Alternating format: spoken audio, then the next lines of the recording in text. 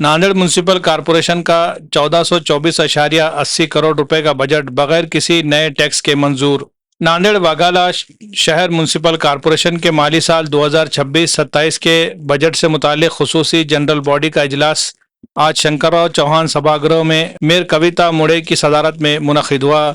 इजलास में deputy mayor Deepak Singh Rawat, municipal commissioner doctor Mahesh Kumar Doiphode, municipal secretary Ajitpal Singh Sindhu समेत तमाम जमातों के कारपोरेटर्स मौजूद थे। इजलास के आगाज में हुकुमरा जमात के कायद house leader advocate Mahesh Kanak Dande ने स्टैंडिंग कमेटी की जानिब से पेश किए गए 1424.80 करोड़ रुपए के बजट की तफसीलात पेश की।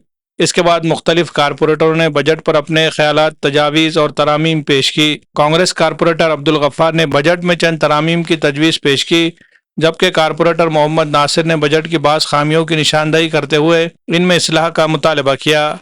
राष्ट्रवादी कांग्रेस के कारपोरेटर मोहम्मद साबिर चाउश ने अपने वार्ड में तरक्याती कामों के लिए मुनासिब फंड फराहम करने का मुतालबा किया। इसके अलावा किशोर स्वामी, मोहम्मद अल्ताफ़, कायद हज़्ब इख्तिलाफ मसूद अहमद खान, सतीश देशमुख, मोहसिन खान, सतपाल सावन, बाबू भाई खोकेवाले और दीगर कारपोरेटरों ने भी अपने अपने वार्डों की बुनियादी मसाइल और तरक्याती कामों के लिए फंड फराहम करने की ज़रूरत पर जोर दिया। कारपोरेटरों की तजावीज़ के बाद house leader advocate Mahesh Kanak Dande ने तमाम वार्डों के लिए तरक्याती फंड फराहम करने की सिफारिश की, जिस पर कविता मुड़े ने ऐलान किया कि हर वार्ड में बुनियादी तरक्याती कामों के लिए 50 लाख रुपए दिए जाएंगे। पहले मरहले में 30 लाख रुपए और बाद में 20 लाख रुपए जारी किए जाएंगे। इजलास के दौरान कारपोरेटर एडवोकेट शेख बिलाल ने एडमिनिस्ट्रेटर के दौर के 5 साला ऑडिट रिपोर्ट पेश करने का मुतालबा दोहराया। मेयर कविता मुड़े ने कहा कि ये खुसूसी इजलास सिर्फ बजट की मंजूरी के लिए है, इसलिए दीगर मौज़ूआत पर आइंदा जनरल बॉडी इजलास में बहस की जाएगी। दौरान इजलास बास मामलात पर कारपोरेटरों के दरमियान नोक झोंक भी हुई, जिससे कुछ देर के लिए हंगामा जैसी सूरत हाल पैदा हो गई। कई कारपोरेटर्स अपनी नशिस्तों से खड़े हो गए, ताहम मेयर कविता मुड़े ने फौरी मुदाखलत करते हुए सभी अराकीन को अपनी नशिस्तों पर बैठने की हिदायत दी, जिसके बाद माहौल पुरसुकून हो गया और इजलास की कार्रवाई दोबारा शुरू हुई।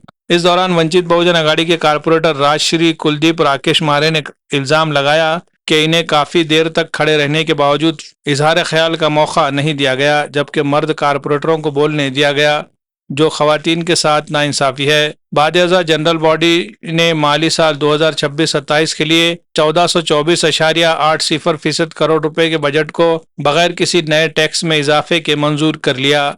इजलास के बाद मीडिया से गुफ्तगू करते हुए मेयर कविता मुड़े ने कहा कि साबिक वज़ीर आला अशोक राव चौहान की रहनुमाई में अवामी मफाद को सामने रखते हुए ये बजट तैयार किया गया है। उन्होंने कहा कि किसी भी किस्म का नया टैक्स आयद नहीं किया गया और अवामी खिदमत को तरजीह दी गई है। उन्होंने मजीद बताया कि म्युनिसिपल कॉरपोरेशन की आमदनी में इजाफा करने के लिए गुंठेवारी मुहिम भी शुरू की गई है, जबकि कारपोरेटरों की तहरीरी तजावीज़ को शामिल करते हुए बजट को हतमी शक्ल दी जाएगी। इजलास का अख्तिताम कौमी तराने पर हुआ, जिसके बाद तमाम कारपोरेटरों, अफसरान और मेहमानों के लिए खाने का अहतमाम किया गया। Bureau report, MCN Urdu news. आजची ही अर्थसंकल्पापूर्वी जी बजेटची विशेष सभा होती, तहकूब सभा, आज ही बजेटची विशेष सभा या ठिकाणी घेण्यात आलेली आहे।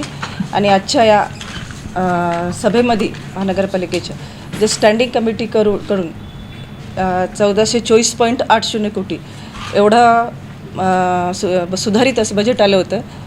त्याच्यामध्ये वेगवेगळ्या सदस्यांच्या ज्या काही सूचना आलेल्या आहेत, काही त्यांचे ज्या प्रस्ताव लेखी स्वरूपात आलेले आहेत, तर ह्याच्यामध्ये ते ॲड करून आम्ही फायनल अर्थसंकल्प तयार करणार आहोत।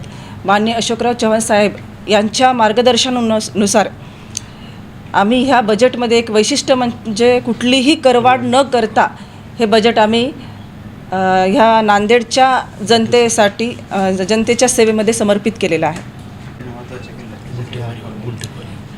महानगरपालिकेच्या उत्पन्न वाढीसाठी गुंठेवारी आम्ही सुरू केली। नांदेड वाघाळा शहर महानगरपालिकेची आजची सर्वसाधारण सभा झाली।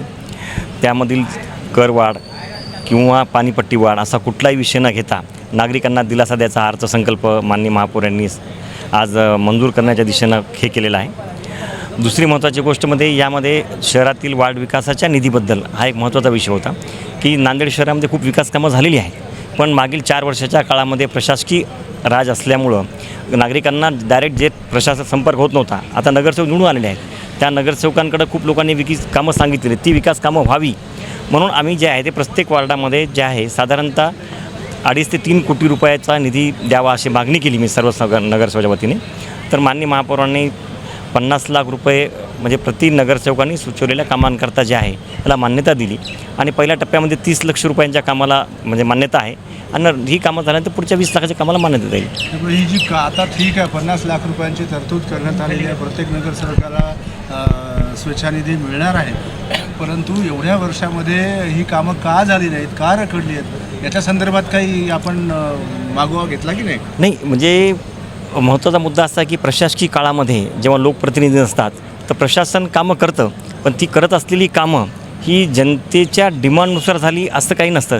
प्रशासनाला जी कामं वाटतात सोयीची, म्हणण्याचा उद्देश की शहरातली सर्वांगीण कामं केली जातात, पण जी गल्लीबोळातली छोटी छोटी कामं असतात ती छोटी छोटी कामं प्रशासनाच्या एवढ्या लक्षात येत नाही, म्हणून तर नगरसेवक असतो.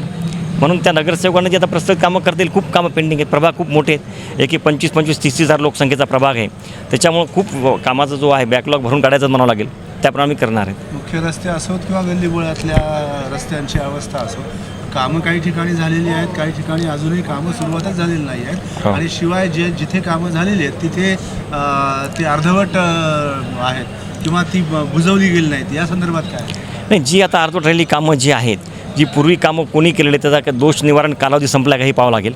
जी काही कामं पूर्वीच्या कॉन्ट्रॅक्टने केली त्या दोष निवारण कालावधी जो 1 वर्षाचा 2 वर्षाचा कामानुरूप असतो तो एक पाहून घ्यावा लागेल आणि ती कामं करून घेता येतील. आता विकास कामाला चालना मिळेल, बजेट मंजूर झाले, नवीन बॉडी आली, सरकार आहे, अशोकरावजी चव्हाण साहेबांचं वरदहस्त आहे, त्यांनी मुंबई दिल्लीवरून जास्तीत जास्त निधी मागून आणतील आमच्यासाठी आणि तो सुद्धा सर्वांपर्यंत वितरित करून काम केलं जाईल. काही बोगस कामं झालेली आहेत, नाही त्याची चौकशी करावी लागेल. बोगस काम तर कुठलंच व्हायला नाही पाहिजे. बोगस काम जर कुठलं निर्देश आणून दिलं जातं, बॉडी आलेली आहे तर प्रशासनावर अधिकारावर अंकुश करता आम्ही आहोत, आम्ही लगेच बोगस कामावर हे करतो. 2019-20 का लास्ट महानगर पालिका के अंदर जो ऑडिट रिपोर्ट होता है, लेखा परीक्षण होता है, वो सबमिट किया गया. उसके बाद से लेकर आज तक के 2026 तक के ऑडिट रिपोर्ट यानी कि लेखा परीक्षण सबमिट नहीं किया गया. जिस तरह से महाराष्ट्र के अंदर मुंबई स्थानिक निधि लेखा परीक्षण अधिनियम 1930 अवेलेबल है, उसकी कलम 5 के अनुसार हर साल महानगर पालिका को अपना जो ऑडिट रिपोर्ट होता है, लेखा परीक्षण होता है, जो भी उसने खर्च किया है उसका एक लेखा परीक्षण करना महाराष्ट्र सरकार के जरिए अनिवार्य होता है, जिसका उल्लंघन महानगर पालिका बीते 5 वर्षों से कर रही है. लेखा परीक्षण अहवाल के अंदर ये चीज़ें आती है कि महानगर पालिका ने जो खर्चा किया है, जो इनकम किए हैं, वो कहाँ से इन्होंने इनकम लिया है और कहाँ पर खर्च किया है. लेखा परीक्षण के अंदर ये भी बताना बहुत ज़्यादा ज़रूरी होता है कि कौन से जो गुत्तेदार हैं उन्होंने कितना पैसा अननेसेसरी लिया है और कितना जो करदाता का पैसा है वो कहाँ पर गलत तरीके से खर्च हुआ है. ये पूरी रिपोर्ट लेखा परीक्षण के अंदर ऑडिट होकर यहाँ पर वापस महानगर पालिका में आती है. मगर ये बीते 5 साल से जो प्रशासकीय राज था उसके अंदर हुए वाले पूरे गोंधड़, जितने भी हुए वाले जितने भी इन्होंने करप्शन किया है उसकी रिपोर्ट सामने आ सकती थी. इसको छुपाने का काम महानगर पालिका आज यहाँ पर कर रही है. महापालिका ने ऑडिट नहीं किया तो उसके देखने की जिम्मेदारी किसकी है?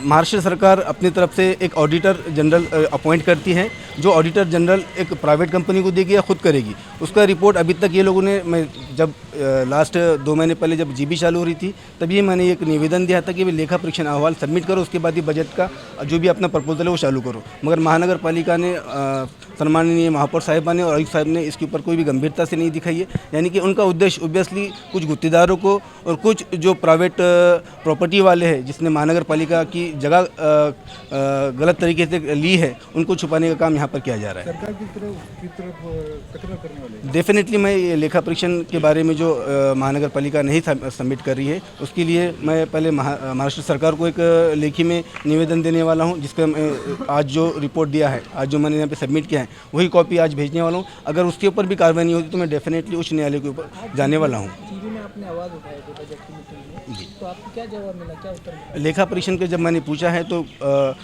ये जो महापौर साहिबा है और आयुक्त साहब है उन्होंने इसके ऊपर बिल्कुल कोई जवाब नहीं दिया और मुझे खामोश बिठाने की कोशिश की. मगर मैं इसके ऊपर लगातार पीछे लग कर उच्च न्यायालय जाकर इसके ऊपर मैं डेफिनेटली कार्रवाई करने लगा हूँ. दाखिल नहीं करे तो किस बेस के ऊपर बजट? वही बात मैं पूछने वाला था, जिस वजह से इन लोगों को पता था कि अगर ये चीज़ जनता के सामने आती है, जो कर दाता यहाँ पर कर पे कर रहे हैं, जो पे कर रहे हैं, टैक्सेस पे कर रहे हैं, उनका दुरुपयोग किया गया वो सबके सामने आ जाती थी और दोषी अधिकारियों पर कार्रवाई हो सकती थी। इनका उसको डर है, इसलिए ये लोगों ने लेखा परीक्षण पर मुझे सवाल पूछने नहीं दिया। 5 सालों में महाराष्ट्र शासन से कब कौन से ऑडिटर आए थे नांदेड़ में महानगर पालिका में, आए थे या नहीं आए थे, इसके बारे में आपको क्या? नहीं, इस बारे में कोई भी उल्लेखनीय बात मेरे को नहीं बताई गई। इससे पहले मैं 2 महीने पहले ही इनके ऊपर, जब मैंने शुरू जीबी हो रही थी, तब निवेदन दिया था कि ऑडिट रिपोर्ट सामने रखिए, आपने ऑडिट किया है नहीं किया, इसका पहले बजट से पहले क्लियर कीजिए, उसके बाद ही बजट का सेशन लीजिए। मगर उन्होंने किसी भी प्रकार का कोई क्लियरिफिकेशन नहीं दिया है। नहीं, अगर ऑडिटर ही नहीं आया होगा, महाराष्ट्र शासन ने नहीं भेजा होगा, तो क्या? Definitely it is the responsibility of the Maharashtra government to do the audit, but ये लोगों ने नहीं किया। इसका उद्देश्य यही है कि कुछ गुत्तेदारों को खासतौर पे बचाने की यहाँ पे कोशिश की जा रही है और कुछ अधिकारियों को बचाने की कोशिश की जा रही है, जिसने यहाँ पर गोंधळ करा होगा, भ्रष्टाचार करा होगा। सर्वप्रथम तर आज झालेल्या नगरपालिकेच्या सभेचा मी तर जाहीर निषेध करते, कारण की अशा सभेमध्ये जिथे महिलांना बोलण्यासाठी एक संधीसुद्धा दिली जात नाही, अशा देशामध्ये म्हणले जाते की महिलांना 50% आरक्षण आहे। मग महिलांना संधी का नाही बोलायची? मी बोलण्यासाठी 2 ते 3 वेळेस उभे राहिले, हात वर केले, पण कोणीही एकदाही लक्ष दिलं नाही। सर्व पुरुषांना संधी देत होते बोलण्यासाठी, आणि पुरुष म्हणजे कुठले तर फक्त भाजपचे। आम्ही वंचितचे असल्यामुळं ते आम्हाला दुर्लक्षित करतील, नेहमीच झालं हे। कारण आतापर्यंत नगरपालिकेच्या खूप सभा झाल्या, त्यामध्ये एकही चान्स आम्हाला भेटला नाही। आमच्या समस्या आहेत, आमच्या वार्डामध्ये नाल्यांच्या पाण्याच्या समस्या आहेत, घाण पाणी नळाला येत आहे ड्रेनेजचं, त्यामुळे लेकरांच्या आरोग्यावर दुष्परिणाम व्हायला लागला आहे। आमच्या वार्डात असलेल्या नगरपालिकेच्या शाळा ते इमारती गळायला लागल्या, आता खाली फरच्या फुटल्यात, तर खालून फरच्यातून पाणी यायला लागले। आम्हाला हे बोलण्याची सुद्धा इथं संधी नाही, म्हणून आम्ही असल्या सभेचा जाहीर निषेध करतो। एकाच महिलेला संधी दिली फक्त, आणि दुसऱ्या महिला नव्हत्या का? सर्व पुरुषच बोलणार का इथं? नेहमीच शाहीन 50 फ्री नीट रिपीटर बैच 2027। क्या आपने नीट 2026 का इम्तिहान दिया है लेकिन अपनी तवक्कुआत के मुताबिक कामयाबी हासिल नहीं कर सके?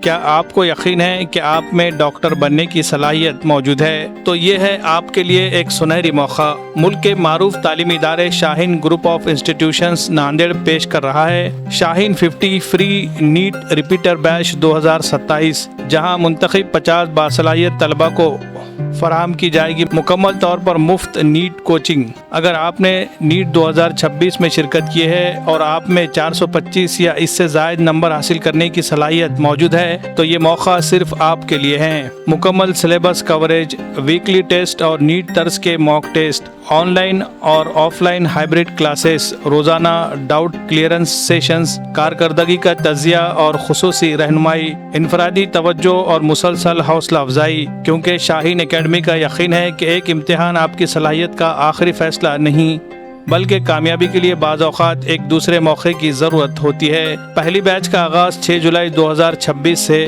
और दूसरी बैच का आगाज़ 20 जुलाई 2026 से हो रहा है।